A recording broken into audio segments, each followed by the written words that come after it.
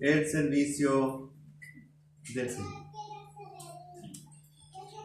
Y esto es algo que está enseñado en la palabra. El libro, la Biblia nos enseña esto. Toma el modelo del Antiguo Testamento, esto que estamos viendo aquí, de los levitas que recibieron del pueblo donación de ciudades, pero también recibieron del pueblo muchos otros beneficios para que ellos pudieran cumplir su trabajo como sacerdotes. Y hoy en día en nuestra propia congregación, no tenemos que ir muy lejos, tenemos modelos así de liderazgo. Nosotros somos 4 ancianos pastores en la iglesia. Ustedes los conocen, ¿cierto? Mi hermano Jonathan, mi hermano Alexi, mi hermano Benjamín y quien les habla. Los 4 somos ancianos pastores de la iglesia y por lo tanto los otros 4 servimos a ustedes en lo espiritual y en asistirlos en sus vidas y alimentarlos con la palabra y cuidarlos en un amplio sentido de lo que la palabra nos enseña. Pero tenemos diferentes contextos. Tenemos hermanos como hermano Jonathan que tiene su trabajo secular como profesor y tiene mucho trabajo, ¿no? De hecho, demasiado trabajo.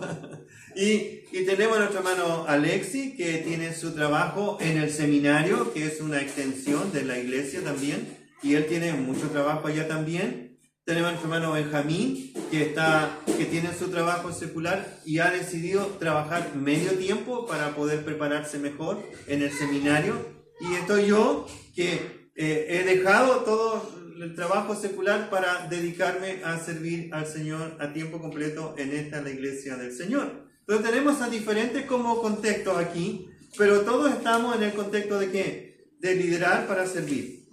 Y al liderar para servir, entonces el Señor dice, yo soy para ustedes su proveedor y su ayudador. Y debemos descansar en los diferentes contextos en que estamos, mi hermano Jonathan, mi hermano Alexi, mi hermano Benjamín y yo, descansar en el Señor de que Él va a proveer para las necesidades, porque Él dice que no nos faltará y nos va a cuidar y nos va a proveer, y para que nosotros, ¿qué cosa? Nos dediquemos a lo que Él nos ha llamado a hacer. Y el pueblo de Israel reconoció esta bendición en la tribu de Leví, y en los sacerdotes que estaban allí y en los que estaban en diferentes ciudades, y al reconocer eso les dan de las mejores ciudades que habían. No tengo tiempo para ir por cada ciudad, pero según comentarios que leí de buenos autores, muchas de las ciudades eran de las mejores y estaban puestas en lugares estratégicos donde los que rodeaban a estas ciudades de los levitas podían rápidamente acceder a pedir ayuda a estos sacerdotes que vivían en medio del pueblo. Así que el pueblo estaba puesto allí en lugares estratégicos y la gente podía ver a los levitas viviendo en medio de ellos. Y cuando ellos conocían la ley y veían y recordaban lo que Dios le había dicho a través de Moisés, ¿cierto? De lo que los 5 primeros libros de la Biblia que tenían ellos en este momento, tenían 5 escritos, los 5 primeros libros de la Biblia: Génesis, Éxodo, Levítico, Número, Deuteronomio, los libros de la ley. Los sacerdotes no solo le enseñaban al pueblo, el pueblo podía ver cómo ellos vivían el contexto de la ley. Cuando decían, ama a tu prójimo como a ti mismo. Y ellos decían, ¿y cómo se ve eso? Entonces iban a la ciudad de los levitas y veían cómo ellos vivían. Es decir, cómo vivían amando al prójimo, cómo vivían haciéndole bien, cómo eran misericordiosos con los otros. Entonces, el pueblo podía tener una enseñanza verbal de parte de los levitas, pero también una enseñanza pedagógicamente visual, porque podían ver a los sacerdotes viviendo en medio de ellos. Y eso era una bendición para el pueblo. Es lo mismo que dice Hebreos capítulo 13, versículo 7 y versículo 14, donde dice que los líderes, los pastores de sus iglesias deben ser ejemplos a imitar. Vean su conducta e imiten su fe, dice la palabra del Señor. Sean obedientes a ellos porque ellos son obedientes a Dios. Así que cuando ustedes ven a mi hermano Benjamín, a mi hermano Alexis, a mi hermano Jonah y a mí viviendo nuestras vidas cotidianas, deberían ver el Evangelio expresado de manera vívida. Y decir, así es. ¿Cómo se relaciona el hermano Benjamín con su esposa? O el hermano Alexis con sus hijos? O yo con mi esposa. Esa es la forma. O sea, que están luchando por vivir el Evangelio de una manera concreta y real para poder ser ejemplo a la congregación. Obviamente es una tremenda responsabilidad. Y Primera de Pedro capítulo 5 dice eso. Pedro dice a los ancianos, yo junto con ellos, os ruego que, y da varias instrucciones para que los líderes de las iglesias puedan vivir conforme al modelo de Cristo, que es el príncipe de los pastores. Así que es un buen pasaje aquí, versículos 1 y 2, que nos muestra que Dios tiene un modelo que bendice al pueblo a través de estos sacerdotes que están distribuidos en diferentes lugares del territorio. Dios nos reveló que al adoptarnos con sus hijos por medio de la fe en Cristo, nos hace a nosotros una familia, y esa familia Dios la cuida. ¿Y cómo la cuida? Entre otras cosas, pone a personas para que puedan ayudar y cuidar al pueblo de Dios. Es el plan de Dios. Es el plan de Dios. Cuando Dios me convenció de eso, hubo algo de resistencia en mi vida, pero ahora yo puedo decir, Señor, gracias, porque es la mejor ocupación que tú puedes darle a un hombre. Y es gastar su vida en servir en la obra del Señor. Pero también hay un modelo aquí que nos lleva a otra figura en el Nuevo Testamento. Dice el apóstol Pedro, en 1 de Pedro, capítulo 2, que nosotros somos real sacerdocio, que como hijos de Dios, como hijos salvos de Dios, también nosotros somos real sacerdocio al mundo. Eso es como Dios puso a los levitas en medio del pueblo para que vieran cómo se vivía la ley. Dios puso a los hijos de Dios en medio de un mundo que no conoce a Dios para que vean cómo se vive el Evangelio. Y por eso la Biblia dice, ustedes son real sacerdocio, nación santa. ¿Para qué? Para que anunciéis las virtudes de aquel que os salvó. Entonces, todos nosotros en un sentido somos también esos levitas desparramados en todo el mundo para que podamos mostrar el Evangelio a los perdidos, a aquellos que no conocen al Señor. Y que el Señor que la gente vea cómo se vive una vida nueva y vibrante en Cristo. Cómo se vive un evangelio gozoso en medio de diferentes circunstancias de la vida. Eso es lo que Dios nos manda a hacer a cada uno de nosotros. Cuando salimos de aquí, cuando empezamos nuestros días de actividades el lunes o cualquier día que empecemos en nuestro trabajo, en nuestras relaciones, en todo lugar, tú y yo somos sacerdotes de Dios. Somos como esos levitas distribuidos en diferentes lugares para mostrar vívidamente lo que es ser un hijo de Dios. Para atraer la atención, no a mí, sino a Cristo viviendo en mí, como dice el apóstol Pablo. Y esa vida vibrante en el Evangelio, que todos nosotros somos llamados a vivir en el mundo, es el mensaje de Dios a los perdidos. Tú y yo somos ese sacerdote que va al mundo a ministrarle gracia y amor a los perdidos. ¿Eres consciente de eso? No siempre. Debo reconocer, no siempre. A veces ando ensimismado en mis propias circunstancias y mis actividades. Y salgo al mundo y solo salgo porque tengo que hacer cosas y trabajar y ganar dinero o tener esta cosa aquí y allá, acá y aprovechar de manera obviamente honesta de las relaciones unos con otros en el mundo para poder vivir o sobrevivir en medio de circunstancias difíciles. A veces nos olvidamos que el propósito de que Dios nos ha dejado en este mundo, y yo me lo pregunté cuando recién me convertí, me pregunté por qué el Señor no me llevó inmediatamente. Me salvó y dije yo, Señor, ¿por qué no me salva y me lleva? Habría sido mejor para mí, ¿no? Me salva y me lleva. ¿A alguien le gustaría eso? Yo en ese tiempo pensé, el Señor me salva y me lleva. Y ya, está listo. Pero me dejó aquí. Y me dejó aquí con un propósito. Así que pregúntate, ¿por qué estás aquí? Aquí no en la iglesia, sino que aquí en el mundo en general. ¿Por qué todavía estás en este mundo? Si eres hijo de Dios, uno de los grandes propósitos es para ser real sacerdocio en un mundo que necesita verte viviendo un evangelio vibrante, victorioso, gozoso, animado de ser nueva criatura en el Señor. ¿Estamos viviendo así? ¿O andamos tan apesadumbrados como el mundo que no tiene esperanza? No, ¿cierto? Así que el Señor nos anime para ser conscientes de esta verdad profunda.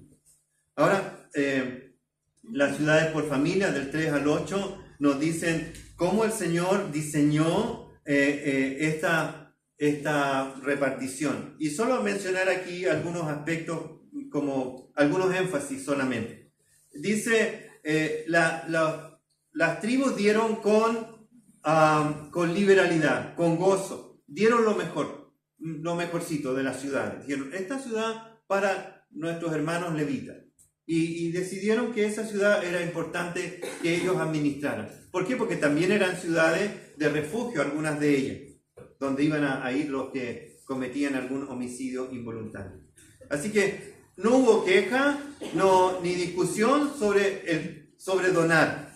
El pueblo entendía la bendición que Dios estaba proveyendo al esparcir a los levitas en medio de ellos. Versículo 3 dice, de sus propias herencias dieron. Se desprendieron de sus bienes materiales. Y uno ve eso en el Nuevo Testamento, ¿se acuerdan ustedes? Cuando Bernabé encendió la chispa del compartir, y Bernabé tenía una heredad, probablemente tenía su casa, su lugar donde vivía con su familia, pero tenía otro, y dijo, ya lo entrego a la iglesia para que puedan compartir los que tienen necesidad, y se produjo todo un movimiento en la iglesia y todos compartían y tenían en común todas las cosas. Bueno, algo así pasó con el pueblo de Israel en el tiempo de la distribución. La obediencia a la palabra de Dios a través de Moisés. Moisés ya había dejado algo establecido y el pueblo de Israel podría haber hecho como mucha gente en el día de hoy, escribe con la mano y borra con el codo. Ya no estaba Moisés, pero había sido escrito como parte del mandato de Dios, y cuando quedó escrito, los israelitas obedecieron la palabra de Dios. Y viene la bendición. Y es lo mismo en el día de hoy. Obedecieron la palabra de Dios. Y tercero, la preocupación de Dios por su siervo. Dios se preocupa por su tribu de Leví. Tenían un trabajo, tenían un oficio muy importante dentro del pueblo. No solo tenían que ver con los sacrificios. Si usted lee los libros de Número, de Levítico, va a encontrarse que los sacerdotes hacían muchas cosas. De hecho, incluso tenían que ver con la salud del pueblo. Cuando alguien tenía una enfermedad o le salía una llaga o algo así, iban del sacerdote y el sacerdote le decía lo que tenía que hacer. Hasta esas cosas tenían que ver ellos. Dios siempre se provee para sus siervos y administra a ellos conforme a lo que Él determina. Y eso es una bendición para sus siervos, pero también para el pueblo. Cuando el pueblo, la iglesia en Jerusalén empezó a crecer y hubo necesidad de distribuir alimento a las viudas,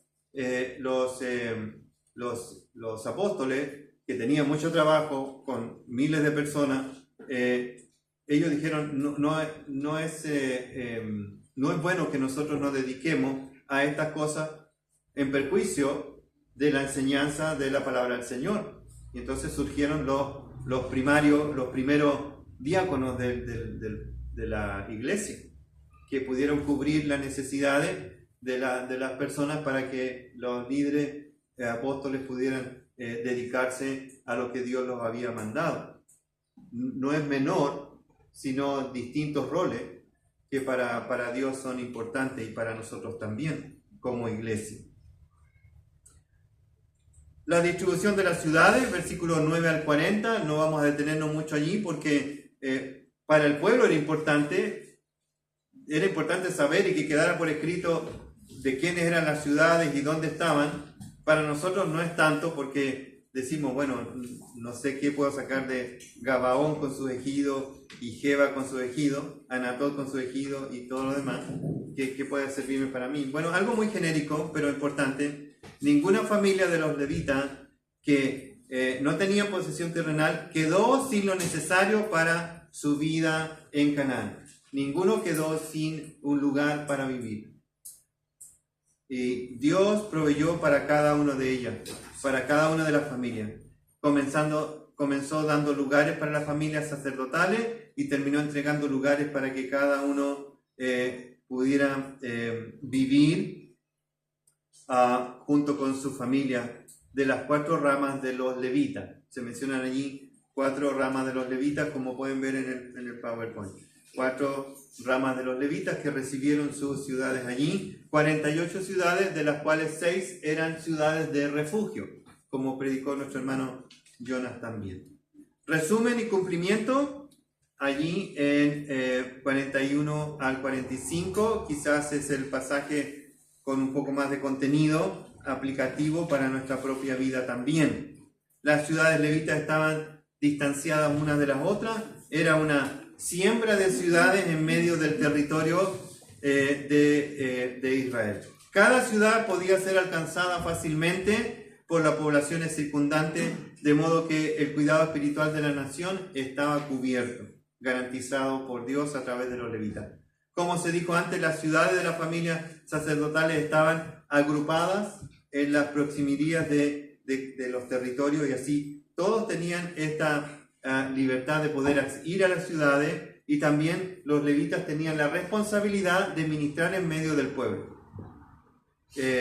Los sacerdotes tenían que algunos viajar a Silo, porque allí estaba el tabernáculo en ese tiempo, para cumplir con podría decir así, tenían turnos donde tenían que ministrar en el tabernáculo, y los que ministraban en los sacrificios y todo lo demás, y había un sumo sacerdote que estaba allí en Silo, pero que también tenía su ciudad. Entonces era todo un movimiento de los levitas en ese contexto. De este modo fueron los levitas un sostén para la vida espiritual del pueblo hasta muy adelante en la historia, y después vemos algunos vicios y algunas cosas que son dolorosas para el pueblo también con respecto a los sacerdotes y al pueblo, que descuidó también el cuidado de los sacerdotes. Hubo ahí un daño en las relaciones también, que trajo muchos vicios al pueblo y al sacerdocio en sí. Cuando Jesús llega a la tierra y a Jerusalén específicamente, ve todos estos vicios que se generaron en el liderazgo religioso del pueblo, y Dios, Cristo, los reta de manera muy, muy fuerte, ¿no?, en su tiempo. Pero los sacerdotes anteriormente también habían hablado en contra de los profetas, habían hablado en contra de los sacerdotes, de los líderes espirituales del pueblo, que habían abandonado su trabajo de servir al pueblo como el rebaño del Señor. Ya estaba esa figura en el Antiguo Testamento. Y ahí en Ezequiel 34, si no me equivoco, habla acerca de los malos pastores. Es una mancha en el servicio del sacerdocio levítico en el Antiguo Testamento. De este modo también nos dice el versículo 43, las promesas se cumplieron conforme a lo que Dios había determinado. Todas las ciudades, dice en el versículo 41, todas las ciudades de los levitas estaban ya en posesión de ellos. Fueron 48, 6 de refugio, y estas ciudades estaban apartadas la una a la otra para que pudieran acceder a ellas. Pero dice el versículo 43, de esta manera dio Jehová a Israel toda la tierra que había jurado dar a sus padres. Dios está cerrando un proceso. Con la entrega de las ciudades a los levitas, Dios está cerrando el proceso de la distribución y el asentamiento del pueblo en la tierra prometida. En la tierra prometida. La bendición había sido, por así dicho, ya consumada. Y entonces, versículo 43 dice, y la poseyeron y habitaron en ella. Dios promete, Dios cumple, y el pueblo la posee, la bendición, y habita en ella. Que es un muy buen modelo, ¿cierto?, en el día de hoy. Hablamos del Evangelio que Dios nos dio y que ahora es posesión nuestra y que nosotros debemos habitar en Él. Habitar en el Evangelio, vivir en el Evangelio, disfrutar del Evangelio, administrar el Evangelio de la gracia de Dios en nosotros. Que esa posesión tan hermosa que Dios nos ha dado, la vida nueva, pueda ser bien administrada por cada uno de nosotros, para la gloria de Dios y bendición de nuestra vida y testimonio en el mundo. Versículo 44, Jehová les dio reposo alrededor, conforme a todo lo que había jurado a sus padres, y ninguno de tus enemigos pudo hacerle frente. ¡Qué bendición! Dios está con su pueblo. Dios está contigo, Dios está conmigo. Jesús dijo, no los dejaré, ni los desampararé. Yo estoy con vosotros todos los días hasta el fin del mundo. ¿Cómo lo hace? Por medio del Espíritu Santo. El Espíritu Santo que mora en cada creyente, que viene a ser morada en nosotros. Dios en nosotros. Y ese Dios que mora en nosotros, el Dios Espíritu Santo, derrama su gracia para que tú y yo podamos vivir, disfrutar y responsablemente administrar la nueva vida que Dios te ha dado. Dios dice, les dio paz y ahora los libró de los enemigos. Él nos protege. Él es nuestro refugio, nuestra torre fuerte. Nuestro grande capitán ha derribado y destruido a nuestros enemigos. Aún está activo, pero ya está destruido. El decreto ya ha sido hecho, ya ha sido firmado. La declaración de que los enemigos están todos vencidos ha sido declarada. Falta la consumación de eso. Pero vivimos como más que vencedores en Cristo Jesús. No temeré lo que pueda hacerme el hombre, no temeré lo que pueda hacerme Satanás y sus huestes demoníacas, no temeré lo que pueda hacerme el pecado en mi vida, porque el Señor dice en Romanos 8, ninguna cosa creada nos puede separar del amor de Dios, de la bondad de Dios, de la herencia de Dios. Nada debajo del cielo nos puede separar del amor de Dios. Y nada de las huestes celestiales nos pueden separar del amor de Dios. Nada. Estamos seguros en Él. Y eso es lo que dice versículo 44 y 45. No faltó palabra de todas las buenas promesas que Jehová había hecho a la casa de Israel. La Biblia dice, ninguna cosa faltará de lo que Él ha decretado.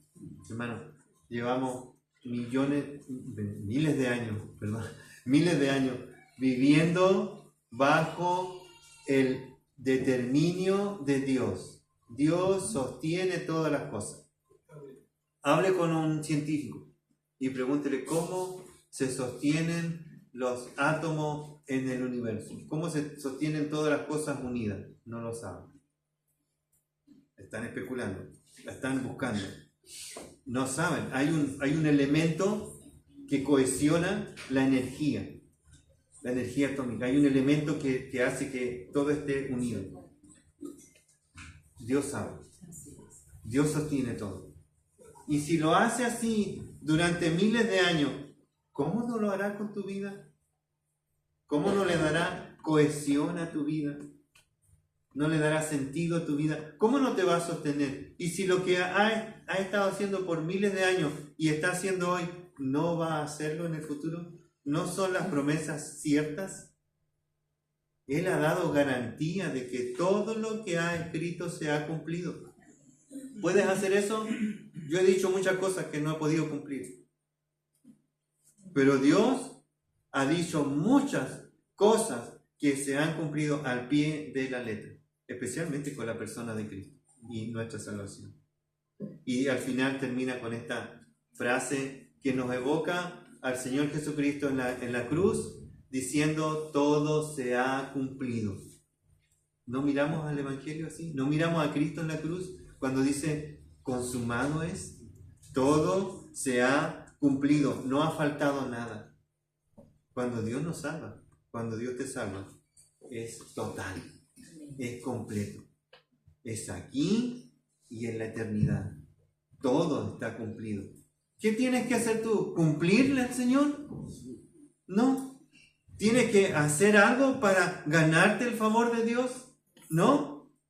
¿Tienes que venir a la iglesia todos los domingos para que Dios mantenga su promesa? No diga eso porque dicen que no van a venir.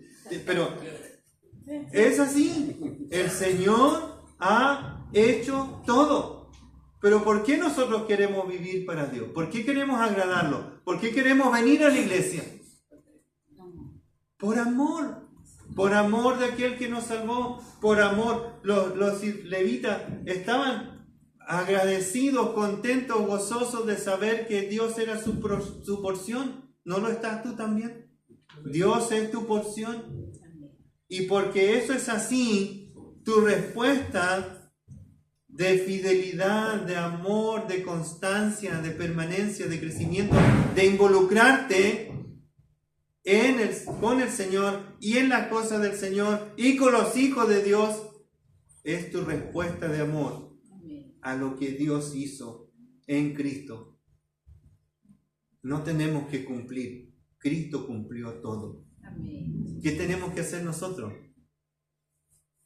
Amar y servir a aquel que nos amó primero. Hermanos, que Dios nos ayude a motivar nuestro corazón con estas preciosas palabras. Dios es nuestra porción y nuestro sustento. Y Él ha cumplido. Él cumplirá y Él seguirá siendo fiel.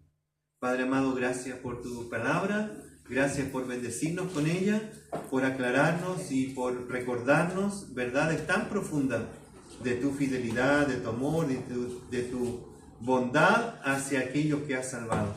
Señor, no solo nos has dado nuestra porción, sino que nos has bendecido con tu presencia. Y eso, Señor, te lo agradecemos con servicio, con amor, con gratitud, con una vida, Señor, que vive como real sacerdocio en medio de un mundo que tanto te necesita, Señor. Bendice, Señor, nuestras vidas, pero ten misericordia de aquellos que no te conocen. Te lo pedimos en el nombre de Cristo. Amén. Amén. Gracias, mis hermanos.